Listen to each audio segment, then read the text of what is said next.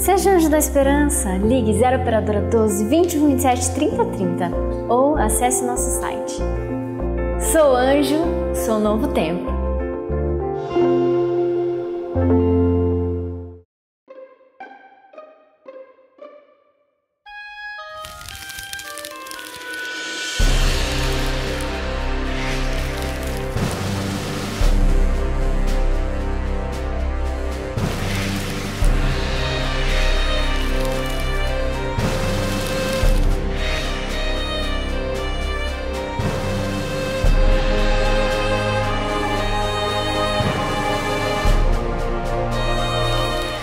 Assim, meus irmãos, também vós morrestes relativamente à lei, por meio do corpo de Cristo, para pertencerdes a outro, a saber, aquele que ressuscitou dentre os mortos, a fim de que frutifiquemos para Deus.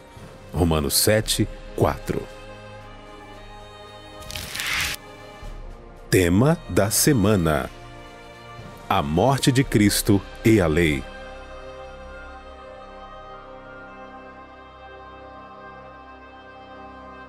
Estamos começando mais um programa Lições da Bíblia. Nesta temporada estamos estudando sobre Cristo e a lei. Especificamente durante essa semana nós vamos entrar um pouquinho mais nesse título que dá o título para toda a temporada. Esse é o nosso guia de estudos. Você pode ter mais informações e adquiri-lo também no endereço que está aí na sua tela. Esse nosso guia é o que dá o norte aqui na nossa discussão, lembrando que a base do guia de estudos é a palavra de Deus. Também quero lembrar que nós oferecemos para todos os amigos a revista Princípios, é gratuita, você faz um cadastro no endereço que está aí na sua tela e recebe na sua casa. E você vai conhecer mais os planos que Deus tem para você e para a sua família. Nosso trio aqui, que estão nos ajudando nesta temporada, pastor Ranieri Salles, seja bem-vindo, pastor da Igreja Adventista do Centro Universitário Adventista em Engenheiro Coelho, UNASP. Pastor Werley Gomide, professor da Faculdade de Teologia da Igreja Adventista na Amazônia, fica no Pará, na cidade de Benevides. E pastor Jolivet Chaves, diretor da Faculdade Adventista de Teologia no Nordeste, na Bahia. Seja bem-vindo. Obrigado. Uma alegria poder recebê-los. Nós vamos fazer uma oração, pedir ao pastor Werley que suplique mais uma vez a iluminação do Espírito Santo ao estudarmos a sua palavra. Oremos. Obrigado, Senhor, por mais uma vez aqui estarmos para discutir sobre a lei. Que o Senhor nos ilumine, que a Tua graça esteja conosco, com cada um dos nossos telespectadores, em nome de Jesus. Amém. Amém.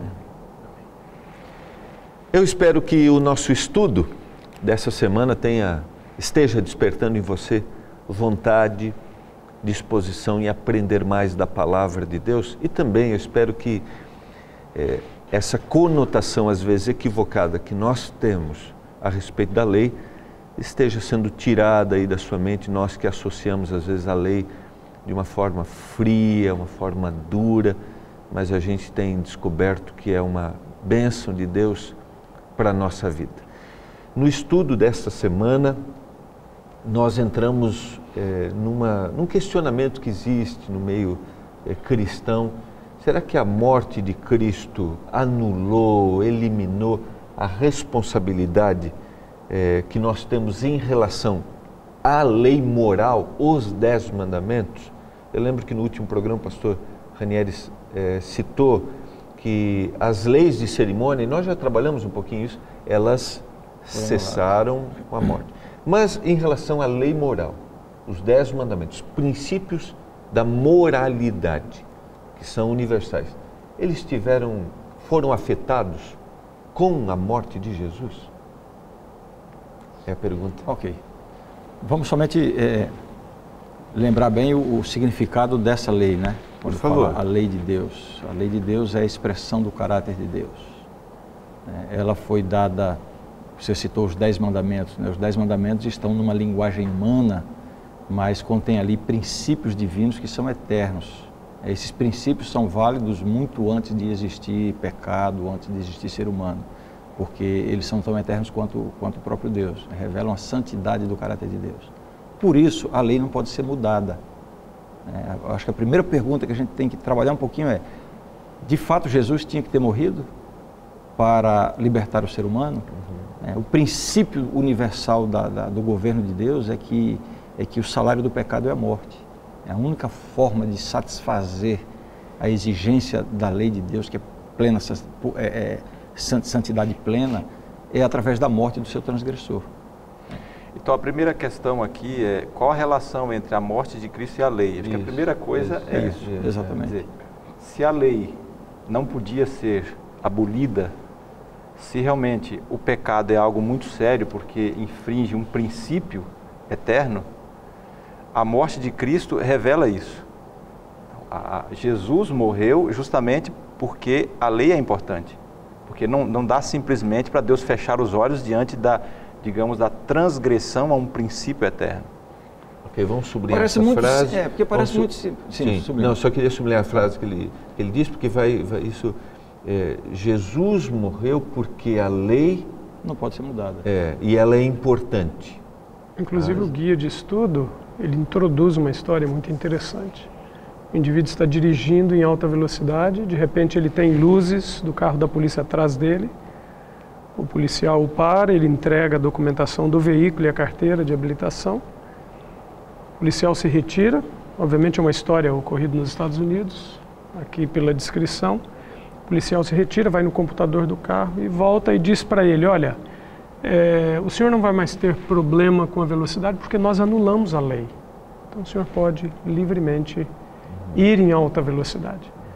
E o nosso guia de estudo menciona que, muito embora essa história pareça ridícula em si mesmo, é o que muitos fazem ao pregar uma teologia de que Deus, num determinado tempo, chega e diz: olha, para que você viva livremente, eu vou abolir a lei. A morte de Cristo, conforme já dito, apresenta justamente o contrário. Por que é que Jesus teve que morrer? Porque a lei, sendo reflexo eterno do caráter de Deus, não poderia ser abolida. E aí vem, talvez, a pergunta: onde eu me encontro diante disso? Da morte de Jesus e diante da responsabilidade da lei. Talvez aí, onde que eu estou nesse... a minha responsabilidade. Certo, e uma outra questão dessa relação entre a morte de Cristo e a lei é que justamente pela morte de Cristo nós somos libertos da condenação da lei. É onde a gente se encontra aí, que é o fato da condenação. São 2 pontos. Qual é a minha condição diante da lei de Deus e qual é a minha responsabilidade diante da lei de Deus. Então, a minha condição diante da lei de Deus é condição de condenado. Porque eu sou pecador. Se eu sou pecador, como é que eu sei que eu sou pecador? Então, a lei tem essa função, ela que define o que é pecado. O certo e o errado. Eu sou pecador porque o pecado é a transgressão da lei de Deus. Então, a lei define isso. A minha condição diante da lei é de condenado. Agora, em Cristo, como Cristo cumpriu os requisitos da lei, portanto, Cristo não está na condição de condenado. No entanto, ele assumiu a condenação em meu lugar. Como substituto. Como substituto. Então, Cristo, na verdade, me substitui. Ele me substitui na sua vida, porque ele teve uma vida perfeita, e eu não pude ter essa vida perfeita, não posso. E ele, portanto, ele não merecia a condenação, e ele me substitui na minha condenação. Então, quando eu estou em Cristo, eu saio da condição de condenado pela lei para a condição de livre da lei. Vamos ao seu raciocínio. Então, são 2 aspectos que você colocou. Uma é a minha condição. A outra é a responsabilidade. Ok.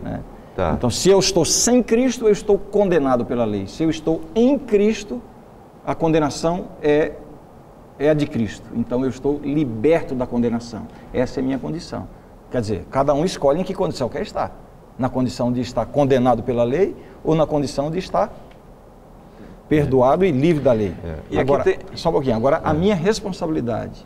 Então, a grande questão é a seguinte: se eu estou em Cristo sair da condenação da lei, isso significa que eu estou livre para continuar transgredindo a lei? Essa é a questão. Alguns pensam assim. Isso aí. Alguns pensam assim, não, eu estou em Cristo, eu estou livre da lei. Não está livre da lei, está livre da condenação da lei. É esse o sentido. Está livre da condenação de morte eterna. Né? E eu só queria mencionar o seguinte. Eu estou pensando uma coisa que eu quero comentar dentro do raciocínio que ele colocou. Eu queria mencionar o seguinte, que o que Jesus fez por nós tem um valor de tirar a condenação, tirar a culpa, mas também tem um outro sentido de comunicar poder para viver uma vida diferente. Enquanto aqui nesse mundo nós estamos sujeitos ao pecado. Ninguém vai chegar num nível aqui de dizer assim, eu não sou mais pecador.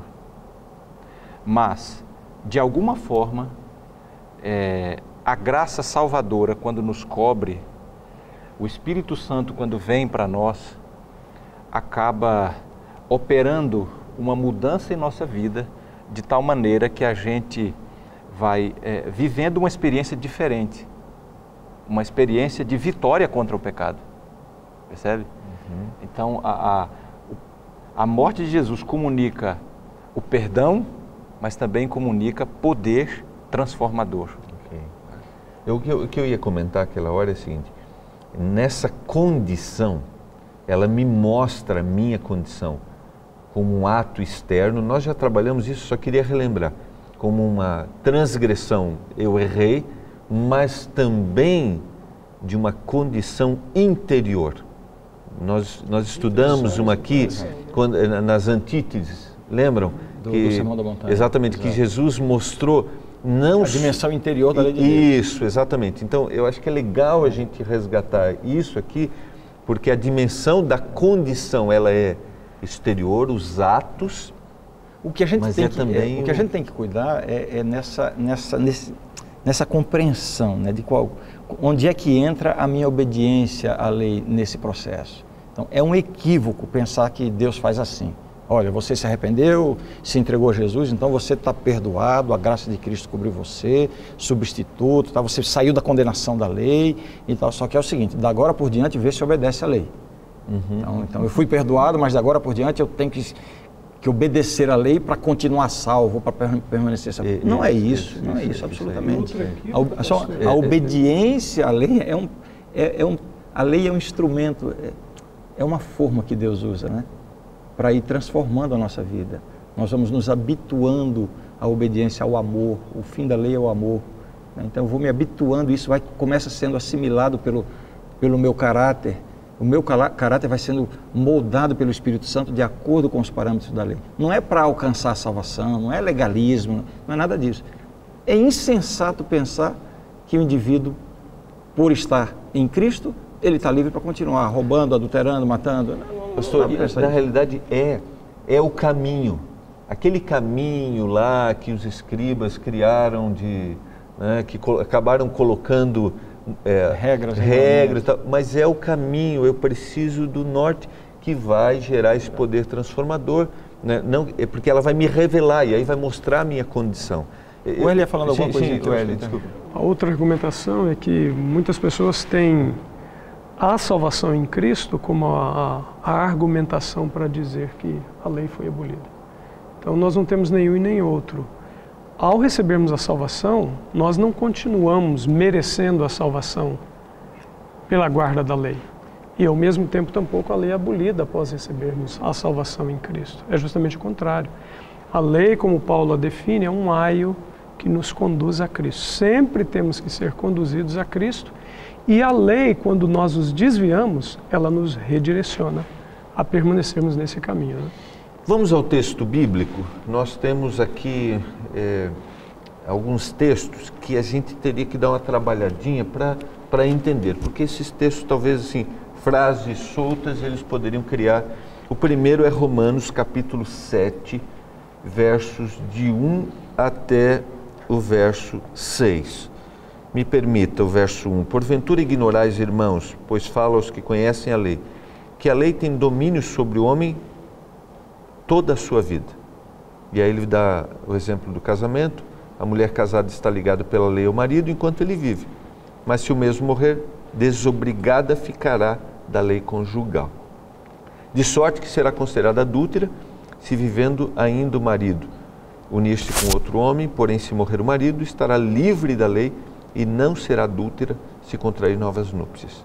Assim, meus irmãos, também vós morrestes relativamente à lei por meio do corpo de Cristo, para pertencerdes a outro, a saber, aquele que ressuscitou dentre os mortos, a fim de que frutifiquemos para Deus.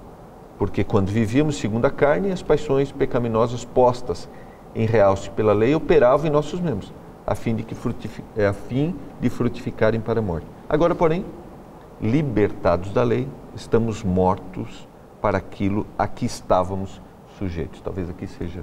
Temos duas questões, uma no verso 1, o tempo que a lei tem domínio sobre a vida, e o início do verso 6.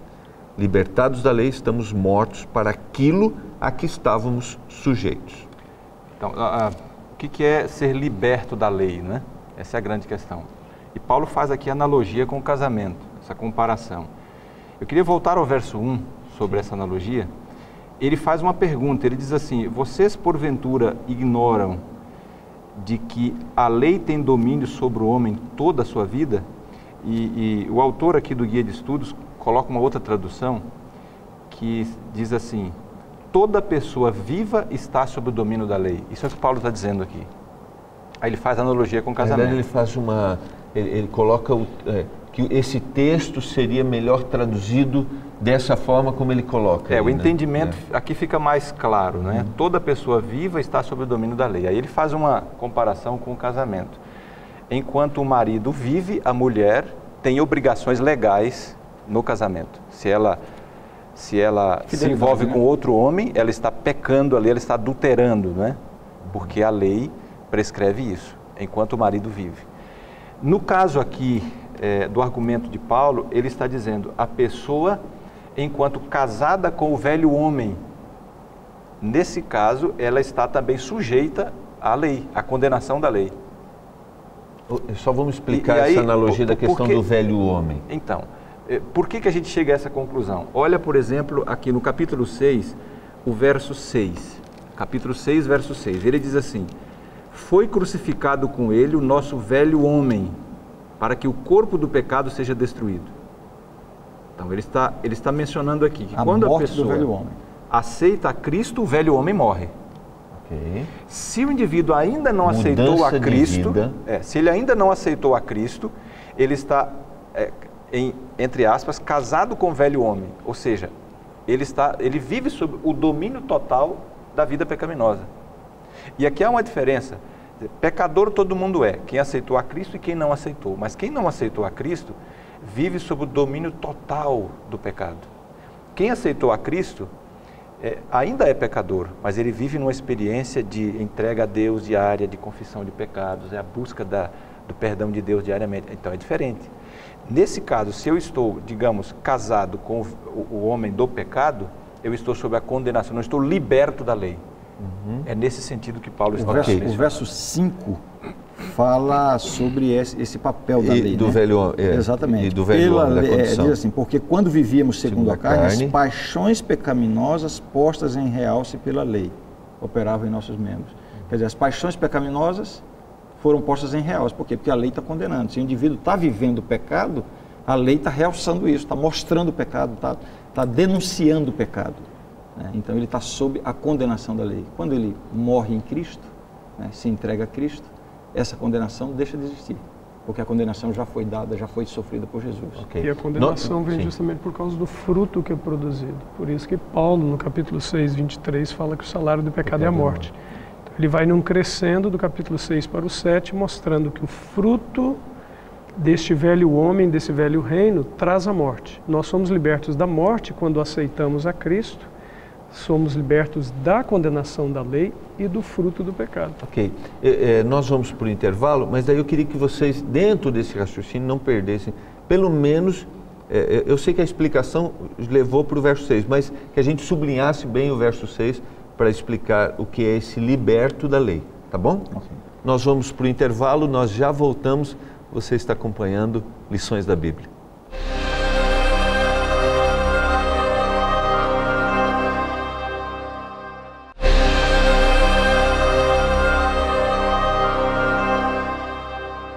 Estamos retomando e eu vou direto ao ponto para a gente não perder aqui a linha de raciocínio, que é Romanos capítulo 7 e o verso 6. Vocês vinham na explicação dessa condição, agora que o novo homem, aquele que foi resgatado, aquele que está em Cristo, como ele vê a lei e o que a lei, na realidade o que a lei é para ele. E aí o verso 6 diz assim: agora, porém, libertados da lei, estamos mortos para aquilo a que estávamos sujeitos, de modo que servimos em novidade de espírito e não em caducidade da letra. Podemos dar uma explicaçãozinha aqui, assim, a continuação da explicação e terminarmos aqui nesse verso? O problema é que justamente não está com a lei. Paulo não está argumentando que a lei é quem morre, mas justamente o velho homem. O que condenava era justamente a carne, aquilo que o indivíduo é fora de Cristo. Em Cristo ele vive em novidade de vida. Por exemplo, aqui existe a concessão do Espírito Santo. Quando é que nós recebemos o Espírito Santo? Somente na salvação em Cristo. Não se recebe o Espírito. O Espírito é a maior dádiva dos céus na salvação em Cristo Jesus, justamente para nós vivermos em novidade de vida. Então essa caducidade, aquilo que ficou antigo, ultrapassado, é o quê? É a carne que fica para trás. Paulo argumenta justamente a morte do velho homem, para que ele esteja sob o domínio da lei. Aquilo que morre aqui é justamente a condenação que a lei impetrava sobre nós devido ao velho homem estar sobrepujando, vivendo, comandando. Então em Cristo vem a condenação. No entanto que Paulo usa a analogia aqui da morte. Como é que nós morremos? Através do batismo de Cristo. Quando nós também confessamos e somos batizados, nós morremos para a velha vida, para viver em novidade de vida, através do Espírito Santo. Ok. E aí nós vamos para o capítulo 8, tá? Me dá assim uma impressão, não, é a linha, mas me dá assim que a gente está num crescente de entendimento. Exatamente. Né? Agora, no capítulo 8, a gente tem algumas, por isso que é sempre bom lembrar, o pastor citou em algum momento aqui, em algum programa, sempre é bom a gente ler os textos dentro do seu contexto, dentro da ideia do autor. E agora no capítulo 8 nós temos algumas questões aqui, como por exemplo, nenhuma condenação há para os que estão em Cristo Jesus, porque a lei do Espírito da vida em Cristo Jesus te livrou da lei do pecado e da lei da morte. Porquanto o que for impossível à lei no que estava enfermo pela carne, isso fez Deus enviando o seu próprio Filho em semelhança da carne pecaminosa e no tocante ao pecado, e com efeito condenou Deus na carne o pecado. Vamos dar algumas explicações aqui. Mais uma vez, as expressões são semelhantes. Eu estou liberto da lei e agora ele está dizendo nenhuma condenação há para aqueles que estão em Cristo. É exatamente esse o raciocínio do apóstolo Paulo. A questão, o problema não é a lei, o problema é a condição pecaminosa longe de Cristo. Então, a lei está vigorando o tempo todo, a lei está denunciando o pecado, a lei está constantemente expondo as paixões carnais, como vimos aqui no verso 5 e 6 do capítulo 7. Então, a lei está ali mostrando, se o indivíduo ele mentiu para alguém, pecou. Por quê? Porque a lei diz, não dirás falso testemunho. Quer dizer, constantemente a lei está colocando o pecador sob condenação. Quando ele se apega a Cristo, Jesus já sofreu a condenação, a morte na cruz. Então, quando ele se apega a Cristo, a condenação já foi imposta. Então, ele sai da condição de condenado, está livre dessa influência de condenação da lei. Né? Mas a lei permanece vigorando o tempo todo. Se ele sai de Cristo, se ele se afasta de Cristo, volta para a condição de condenado. Okay. Né?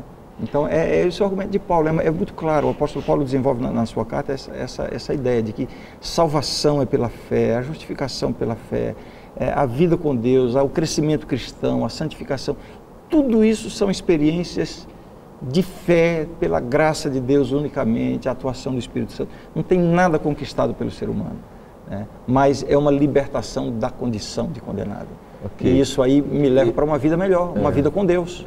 E aí, o pastor vai falar aqui, mas eu queria que a gente voltasse, porque dessa forma, nós às vezes podemos correr o risco de que o papel da lei aqui, lógico, ela é o papel de condenação, mas aí entra o segundo ponto que você colocou lá no começo, que é da responsabilidade.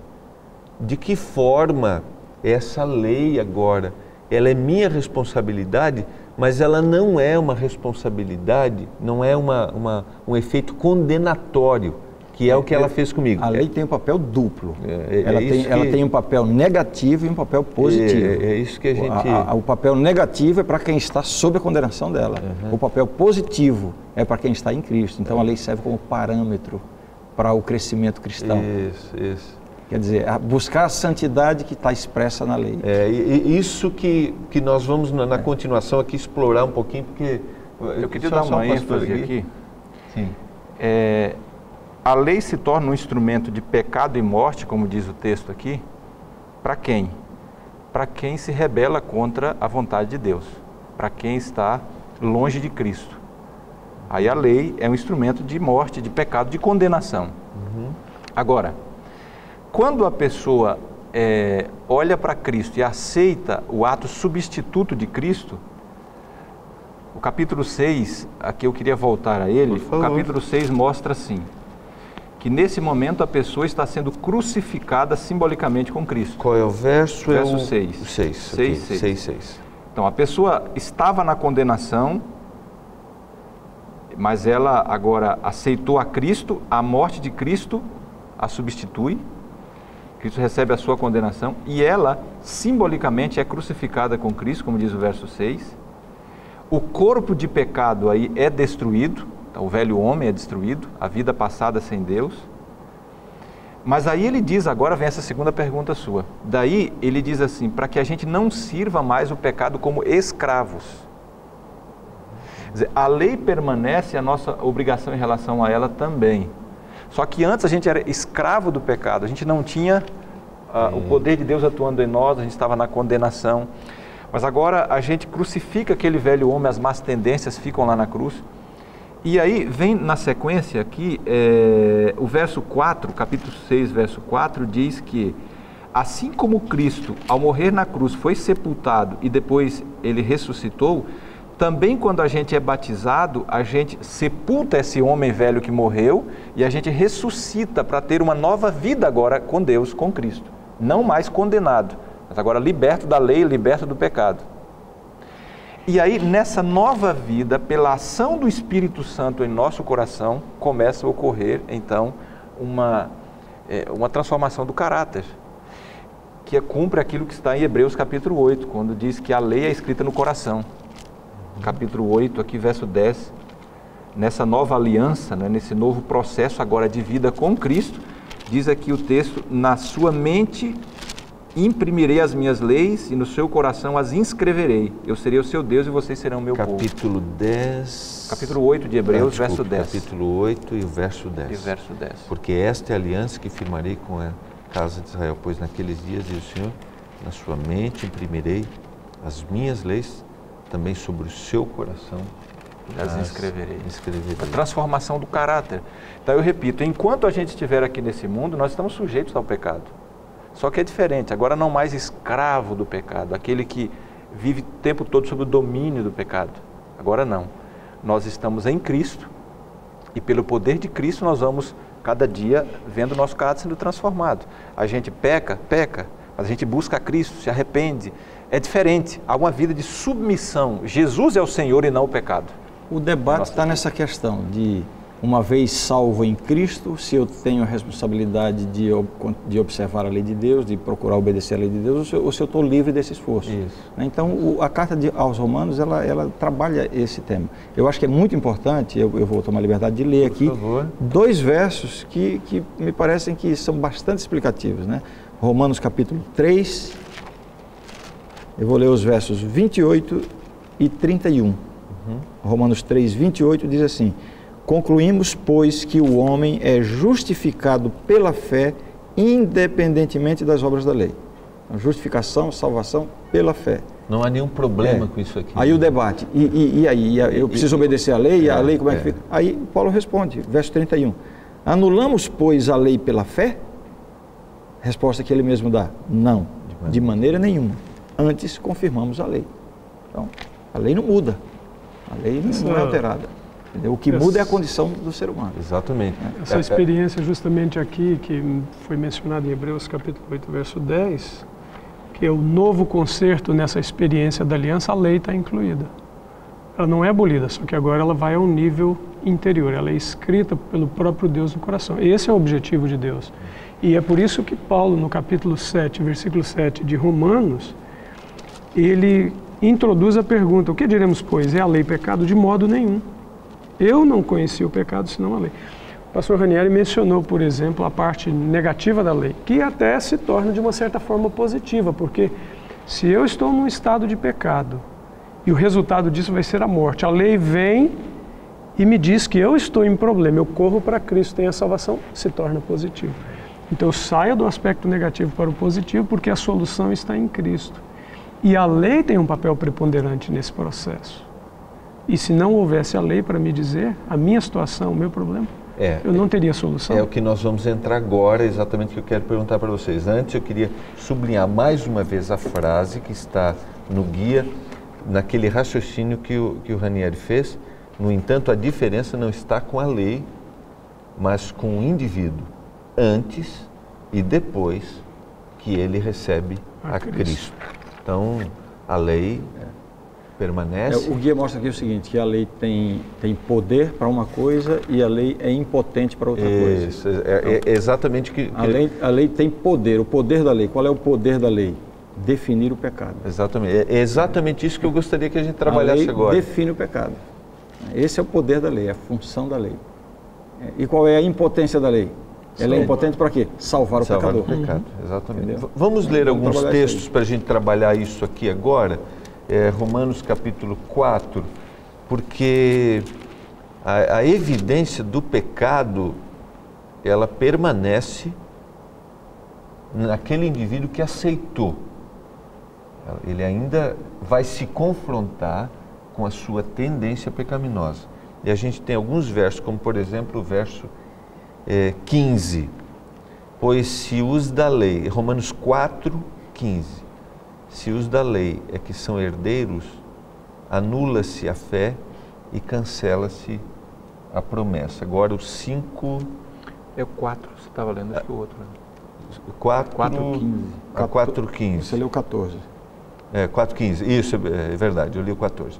Porque a lei suscita a ira, mas onde não há lei, também não há transgressão. Quem que mostra o pecado ou a transgressão? É a lei. Então a função da lei é mostrar. Aquela ilustração antiga que a gente conhece como espelho, né? A gente olha no espelho e vê a sujeira. A lei é o espelho que mostra a transgressão, que mostra realmente o pecado.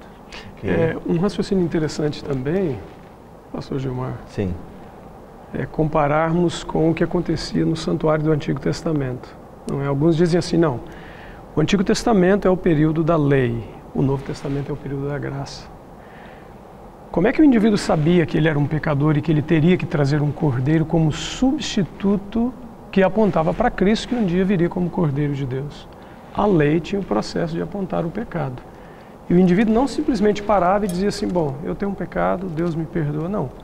Ele era chamado ao conserto. Ele, pela fé, trazia um cordeiro, ele matava o cordeiro, o sangue do cordeiro era colhido e o pecado era transportado para dentro do santuário. Isso ilustra perfeitamente a salvação pela graça no Antigo Testamento.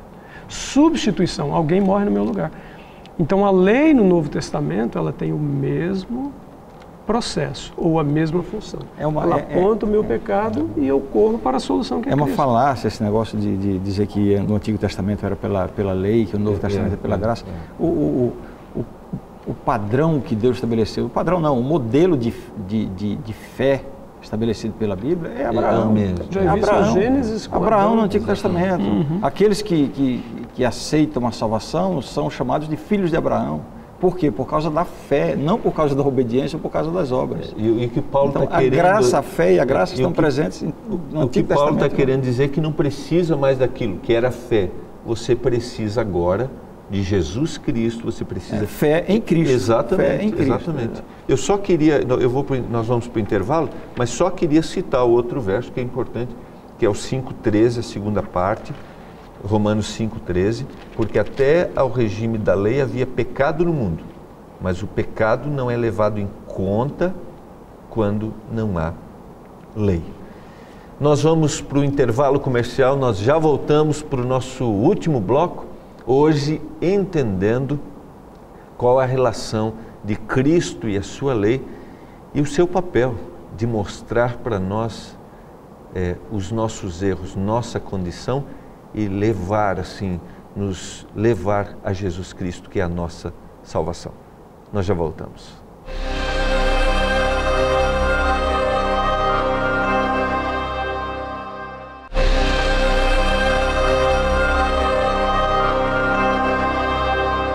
Estamos retomando, queremos oferecer para você mais uma vez a revista Princípios.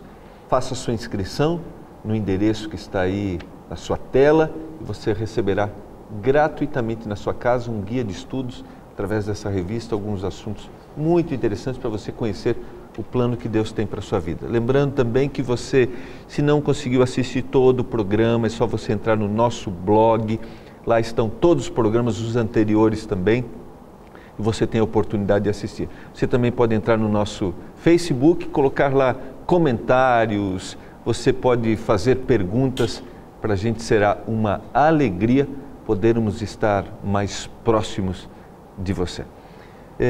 Vamos retomar com o texto que a gente foi para o intervalo, que é Romanos capítulo 5, verso 13. Porque até ao regime da lei havia pecado no mundo, mas o pecado não é levado em conta quando não há lei. Havia, até o regime da lei, o pecado, certo? Porque a lei sempre existiu. Porque se não há lei, o pecado não pode ser considerado. Podemos dar uma pequena explicação desse verso? A segunda parte está clara, né? Eu preciso da lei para que haja... Essa é uma referência ao período de Adão até Moisés. O regime da lei começa com Moisés. Isso não significa que não havia lei antes. A partir de Moisés, a lei passa a ser codificada para o povo, né? Enfim, para a humanidade. Um código é dado, é escrito. Então, a partir daí se diz que começou o regime da lei. No entanto, de Adão a Moisés, que é o período que antecede esse regime da lei, já existia lei? Claro que sim.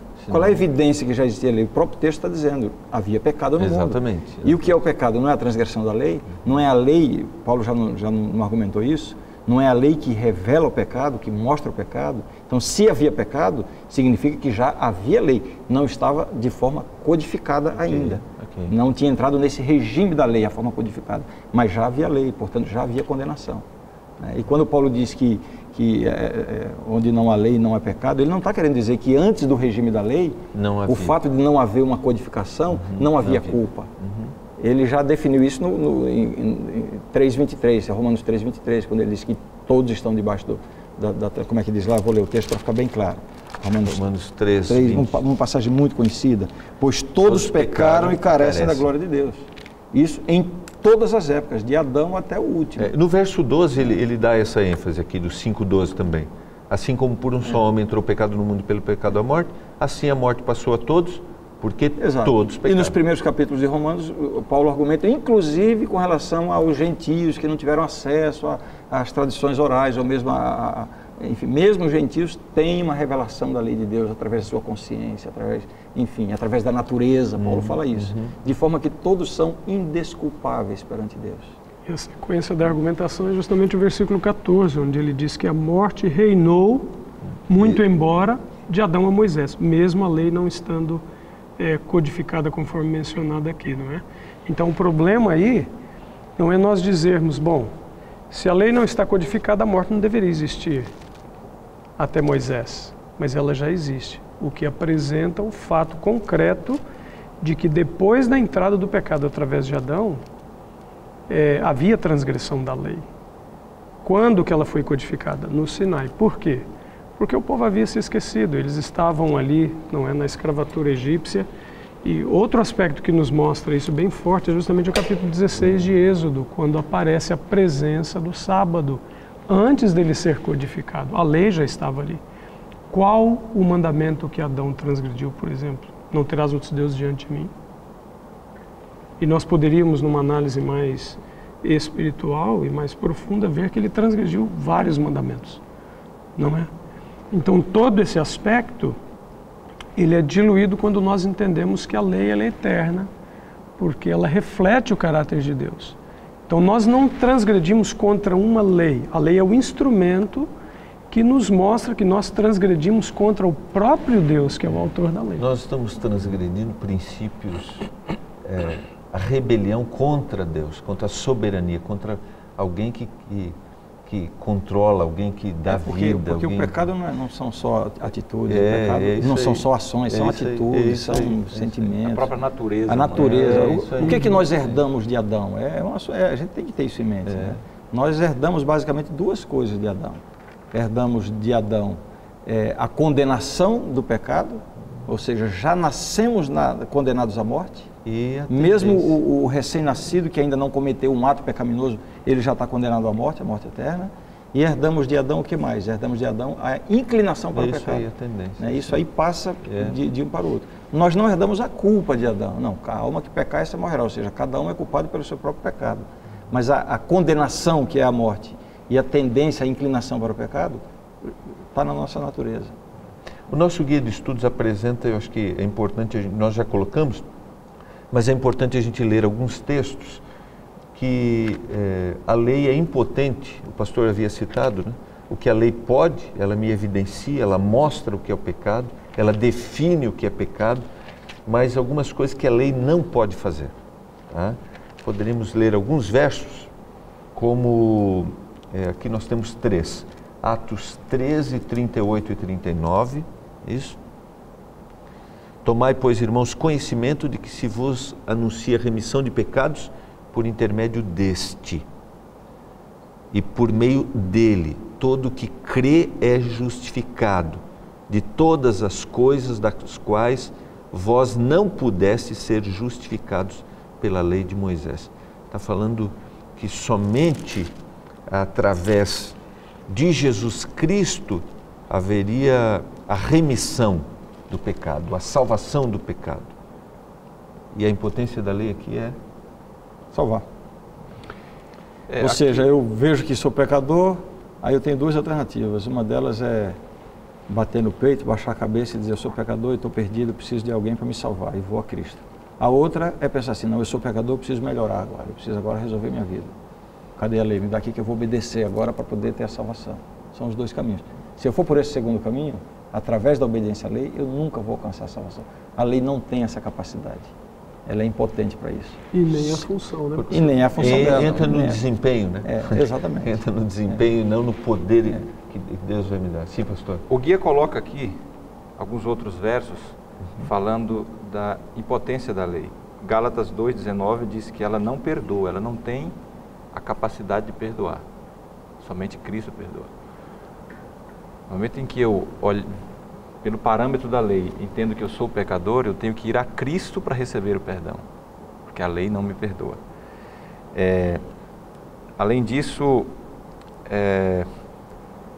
aqui na sequência, ela é capaz de convencer o pecador dos pecados, mas não pode torná-lo justo. Ela não vai transformar a nossa vida, ela não tem poder para nos transformar. Agora, a questão do poder, pastor... porque para que o Espírito Santo, essa frase, para que o Espírito Santo diga para mim assim: você está equivocado, você precisa mudar de vida, porque o Espírito Santo vai trabalhar, eu preciso me confrontar. Nós comentamos em algum momento que eu preciso visualizar, eu preciso ver, acho que nós citamos... tem que ter um parâmetro que define, a gente já comentou aqui em outros temas, né?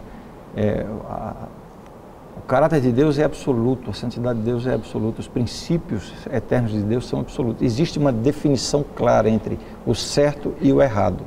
Né? E como é que eu vou conhecer essa definição? A lei me mostra isso. Então, essa é a função da lei. Aí quando eu me deparo com a lei, puxa, aí eu vejo o quão eu estou longe desse parâmetro, né? Desse padrão. Estou muito longe. Aí vou a Cristo. Aí o apóstolo Paulo, né, diz que a lei nos serviu de aio para nos conduzir a Cristo, né? O aio, tutor, né? O tutor, aquele que conduzia a criança para a escola, enfim. A lei me conduziu a Cristo. E em Cristo é que eu tenho a salvação. Pastor, desculpa, pastor, aqui aquela hora você estava terminando o raciocínio. Então, mas é isso, basicamente. Ou seja, a lei não vai transformar a minha vida, ela não pode me salvar. Se eu pudesse ser salvo pela obediência à lei, Jesus não precisaria ter morrido. Não é a lei que salva e nem a minha obediência à lei. Salvação somente em Cristo, só Jesus Cristo. Okay. Sim, a lei ela tem um caráter eterno, ela foi dada ao homem antes do pecado. E ele deveria, pela obediência da lei, desenvolver um caráter cada vez mais semelhante ao de Deus, muito embora ele fosse criado à imagem e semelhança de Deus. Na argumentação de Paulo entra também a questão da natureza. Justamente ele diz, olha, a lei está enferma. De que forma?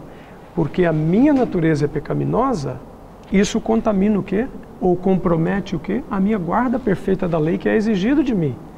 Então, onde é que eu posso encontrar a solução? Na guarda perfeita de Jesus, por imputação.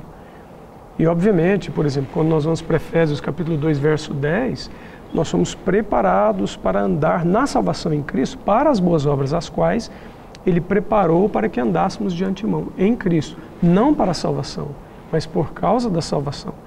Então, essa natureza enferma, ela é retirada de sobre ela a condenação e nós somos colocados em harmonia com a lei. Já não há mais condenação para os que estão em Cristo Jesus.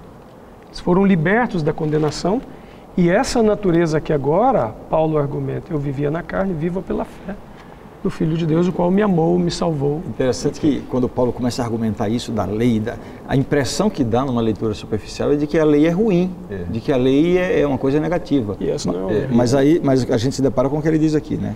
Romanos 7, verso 7. Que diremos, pois? É a lei pecado?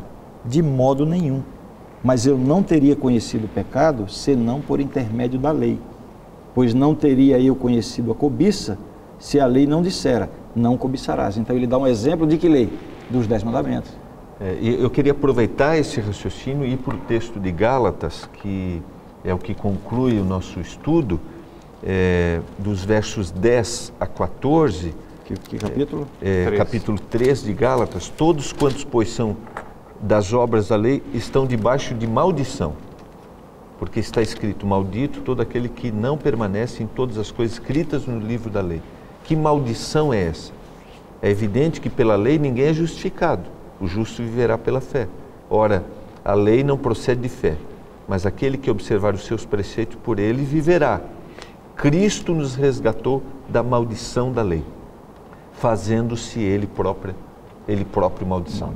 Vamos terminar com isso aqui. O que é essa maldição? Separação de Deus.